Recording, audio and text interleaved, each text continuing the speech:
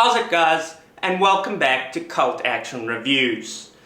Today I've got an absolutely dreadful bottom of the barrel movie that you should not watch under any circumstances. And I'm going to tell you exactly why. Remember in the 90s when they kept trying to turn superstar athletes into actors? We had Michael Jordan in Space Jam. Ready? We had Brian Bosworth in all his action films. Ladies and gentlemen, Mr. Brian Bosworth. You know, all my life people have had the wrong idea about me. Well, someone thought, why not do that with Dennis Rodman? Oh, I bet that hurt. Worked for Jim Brown, Fred Hammer Williamson, and others. So why not for Rodman? Well, let me tell you about the film that basically ruined Dennis Rodman's acting career. That hurt. The movie is Simon Says, and it starts on the back foot because it stars, along with Rodman, Dane Cook. Remember him? I won't be surprised if you don't. He got big in the early 2000s with his douchey frat boy comedy. He wasn't very funny, but he made a lot of money, and he was in a lot of films. Well, I say he was in a lot of films. He ruined every single film he was in. And these titles have the most late 90s, early 2000s techno music ever. I mean, listen to this. And we do get a nice surprise from the credit sequence. The director of this film is Kevin Allen Elders, the guy who wrote the supremely entertaining Top Gun ripoff Iron Eagle. And Washington's hands are tied. We make the laws in this country. There's only one thing to do, and he'll do it with one of the toughest fighter pilots who ever lived, retired Colonel Chappie Sinclair. Academy Award winner Louis Gossett Jr., Jason Gedrick, Iron Eagle. Unfortunately, after building some credibility with its director, the movie immediately ruins it with this. Hey Simon, look at Freddy fly! Oh God, you know the movie is going to be bad when your first line is awful. I had a Europol at the doctor's office once. I couldn't sit down for a week. Not only is it badly delivered, but it's also badly written, and it's a terrible pun. And trust me, the puns are going to get worse. This opening sequence is so filled with puns, and bad ones at that, that my teeth were on edge throughout the whole thing. Yeah, man, we working out some bugs, man.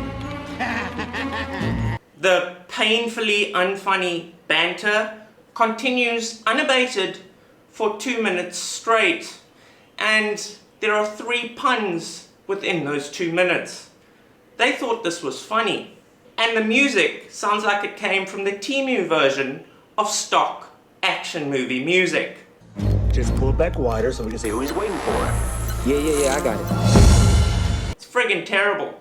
But oh no, bikers arrive, and they look really unthreatening, and they're also wearing clown makeup under their biker helmets, because you know these guys are serious. They then proceed to do what bikers do, and they harass, threaten, and style on our colonel here. It's at this point that you realize that the comedy tech monks are going to be with us through the whole movie. I got static on the audio. Yeah, but look at that picture. It's better than my cable at home. Yeah, man, you've been a little critical, don't you think? And if that doesn't depress you as much as it depressed me, you're a much stronger person than I ever will be. You the man. No, you the man. Was at this point I was wondering why this guy was harassing someone he wanted to buy something from.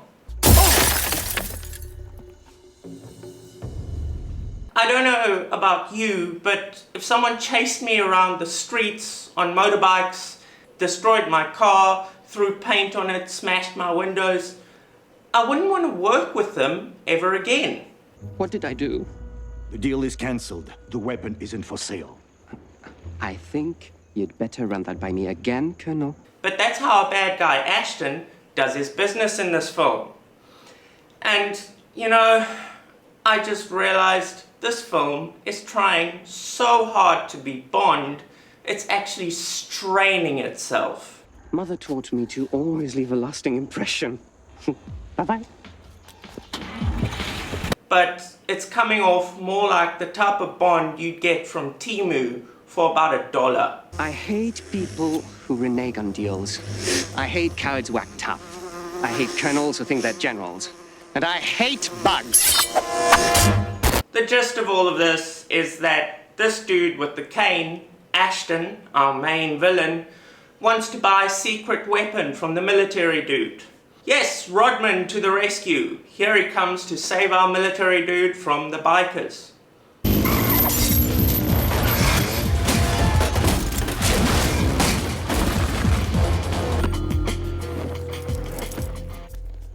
Ah yes, all Interpol agents dress, look and style their hair like this in order to attract attention.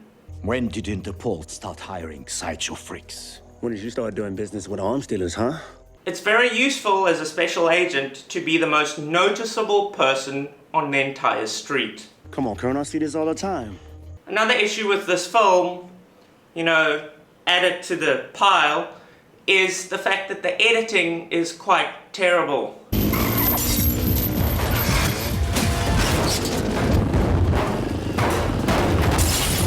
It's that very early 2000s scattershot editing that a lot of lower budget movies used to have. Who are you? The guy who saved your ass.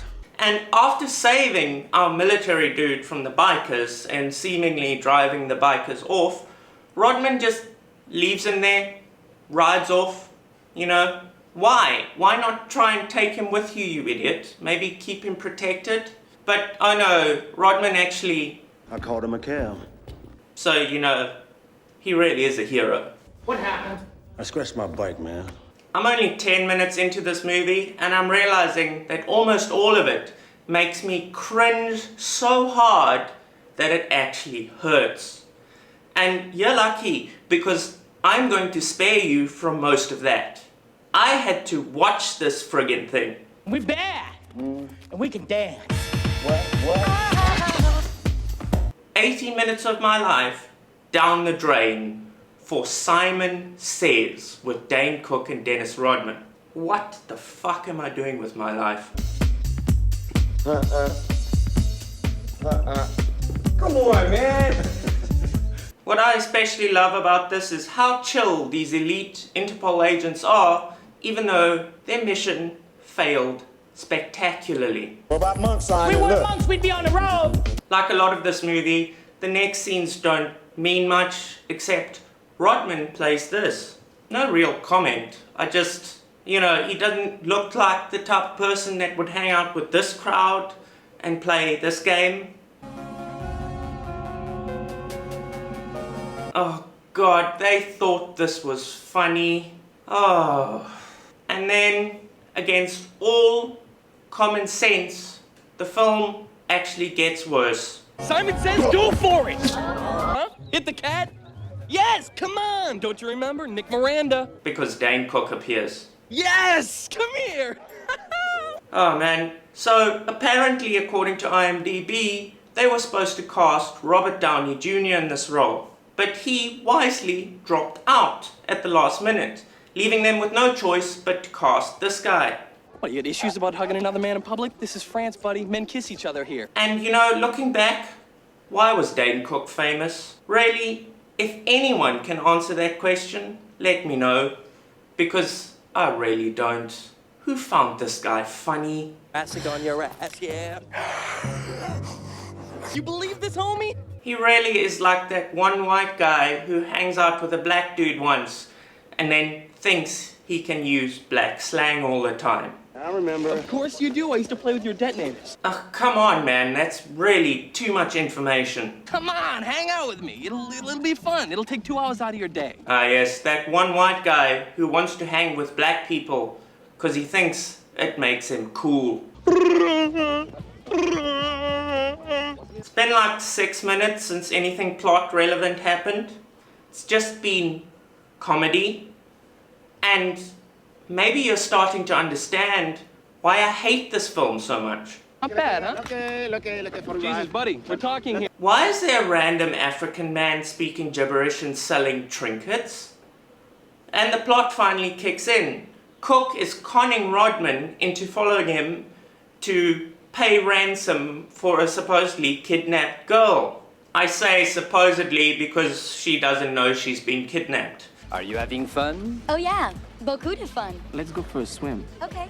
It's a long story. This movie's plot is actually quite complicated for something that is so insanely stupid and was obviously written when everybody was off their tits on every substance known to man. Is this a joke? And now we get the first fight scene.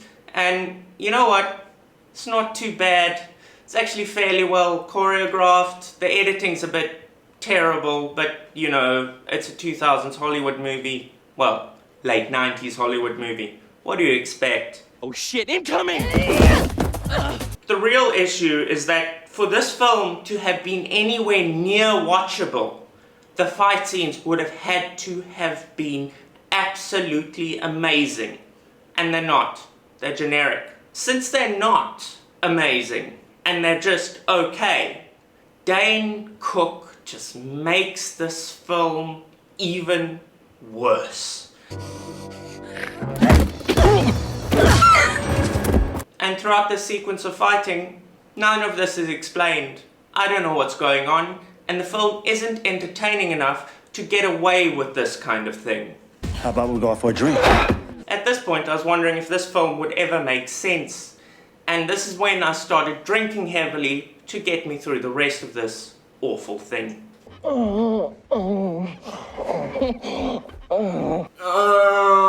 You see why I had to resort to drink?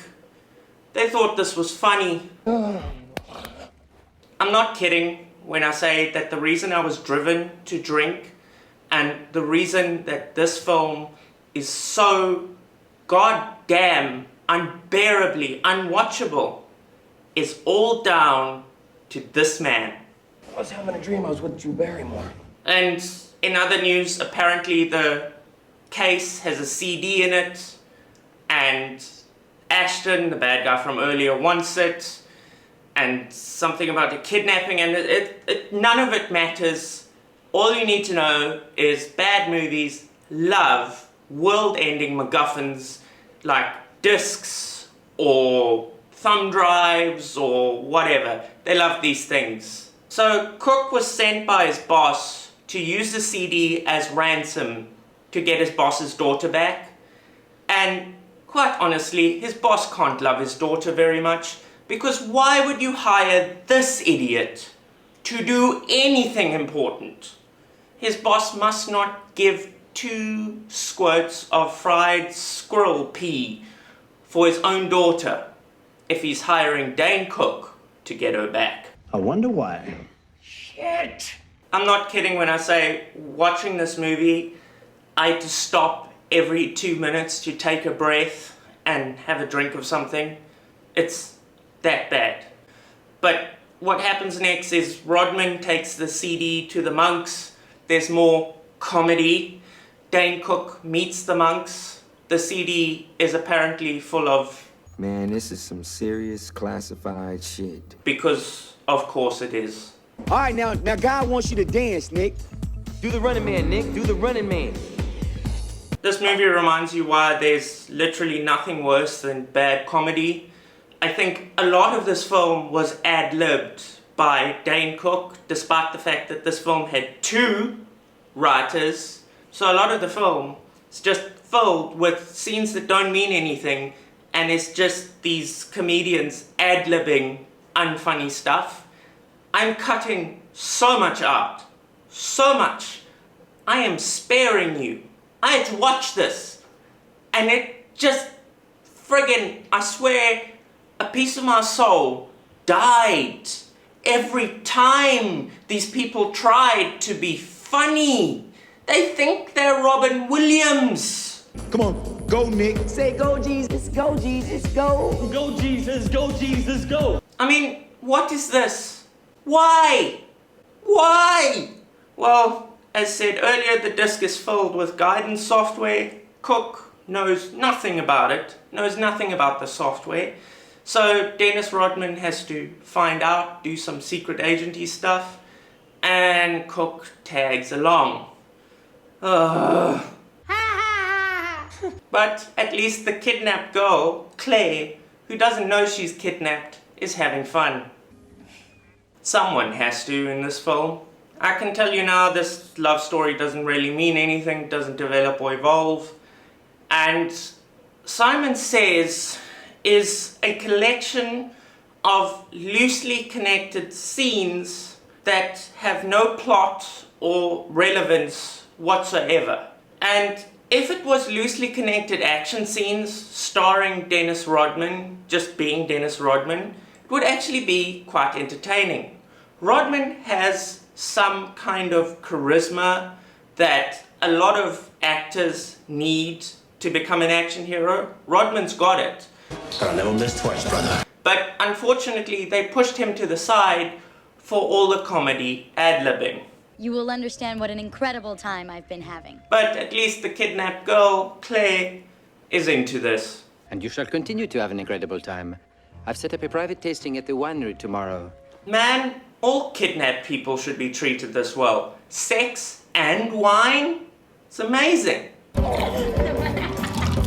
And now Rodman and Cook go to the winery to try and save Claire. They're going to exchange the disc full of guidance information for her. Ah, yes, no one can see you, mate. You're the most unnoticeable person on that street. We have another comedy scene, some action. A jump scare by the Chinese henchman, which leads into a fight that's not too bad, but quite unimaginative. Although when the supermodel playing dancer joins in, it actually gets quite entertaining. And I found myself enjoying the movie for a little bit. But sadly, Cook didn't die during this fight scene, so he's back. He tries to save Claire, who doesn't know she's been kidnapped, so it goes about as well as you'd expect, until Rodman steps in to save the day. How the heck did he gag her? When did he have time to do that? She wouldn't shut up! A potato, a damn potato. And he did it with a potato?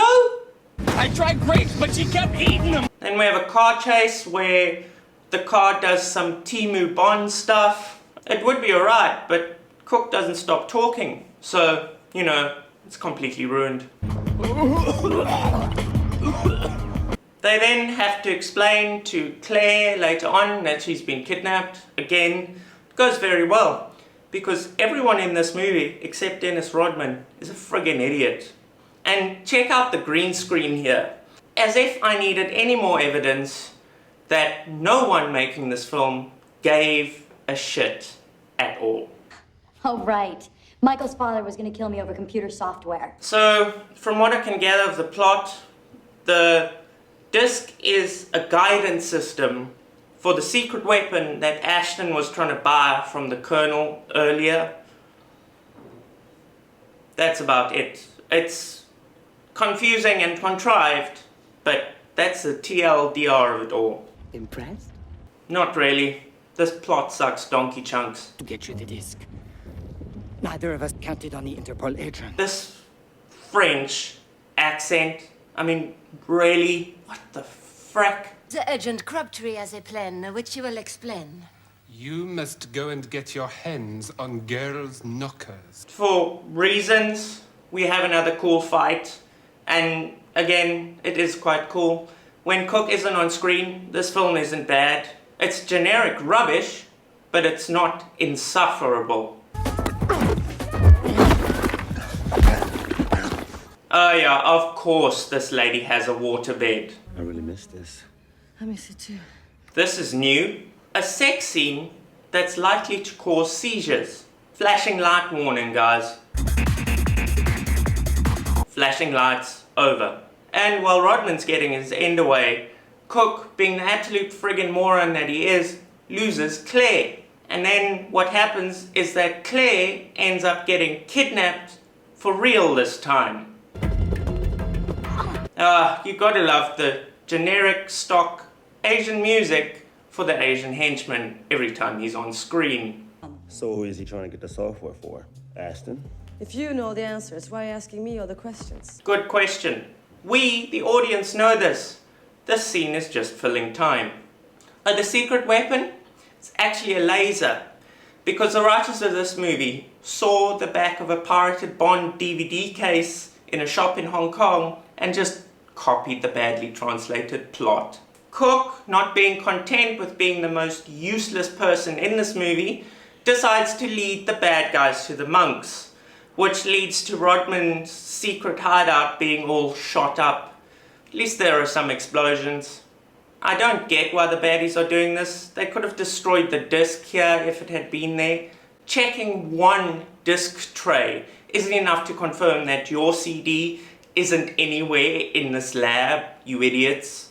And while Cook is being shot at and sadly not killed, Dennis Rodman is lured into an obvious trap. Now kick it away like the little footballer that you are. I'll have you know, he's a basketballer. What a pity. I do wonder if they told this actor to make a sports reference and he just didn't know who Rodman is, so he figured he was a footballer. Anything's possible with Simon Says. This action scene, again, not too bad. I particularly like these moments.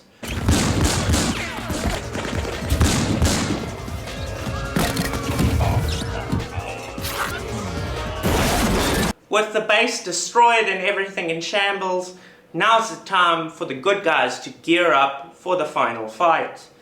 And Rodman accidentally calls Dane Cook's character Nick Dane in this scene. I understand, it's cool, don't worry about it, just go home. Nobody cared. Don't you think I want to help you? Don't you think I know how much you need my help?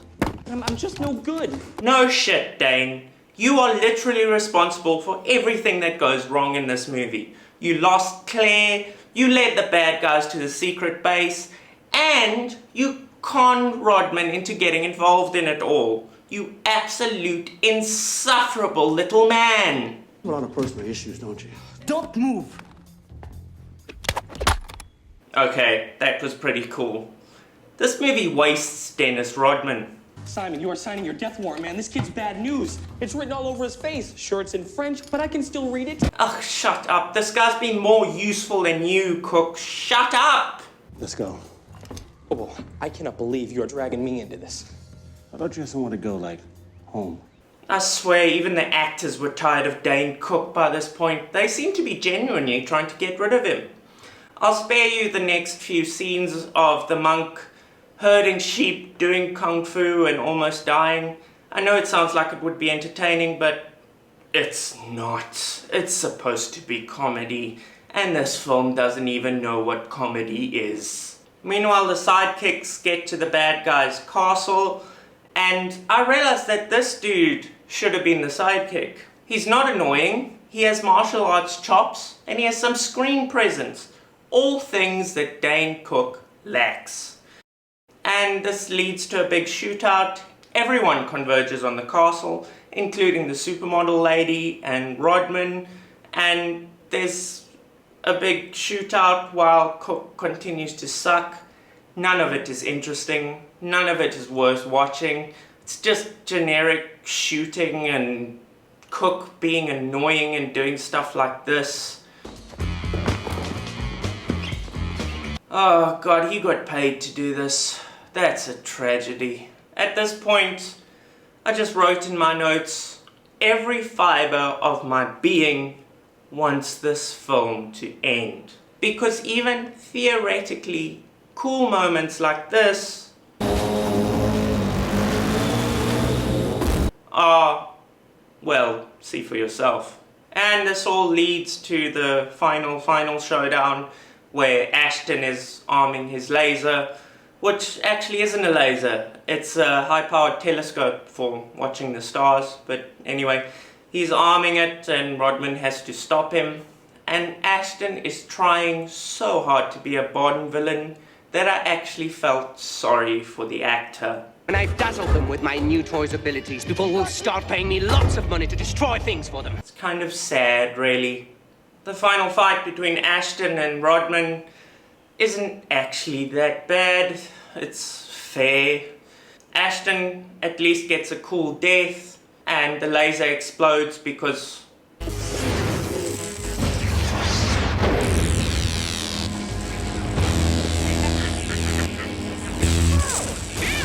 I feel like this was Rodman's actual reaction on set. You've got to be kidding. And then a miniature explodes, which actually looks pretty cool. Check this model. But the CGI in the next scene, not as cool.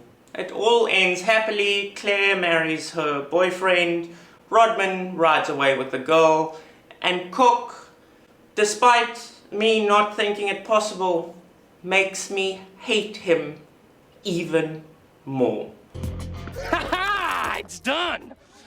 And as the credits roll, I breathe out a sigh of relief because thank the good lords above, this film is finally over. I loathe this movie. Do not watch it, ever. Let it rot in the pits of despair where forgotten, terrible movies deserve to lie for eternity, because it is one of the worst, most insufferable, most unbearable films I've ever had the misfortune of seeing.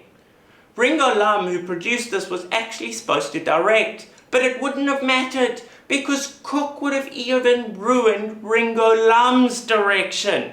That's how friggin' terrible this film is. And that was Simon Says. A friggin' embarrassment of a film that wastes Dennis Rodman and, well, a ton of money. Just awful stuff. Not worth watching at all. But I hope you enjoyed this week's episode of Cult Action Reviews. If you did, leave a like and subscribe to the channel. I'd really appreciate it. And until next time, keep watching action movies, guys. Most of them are more fun than this one.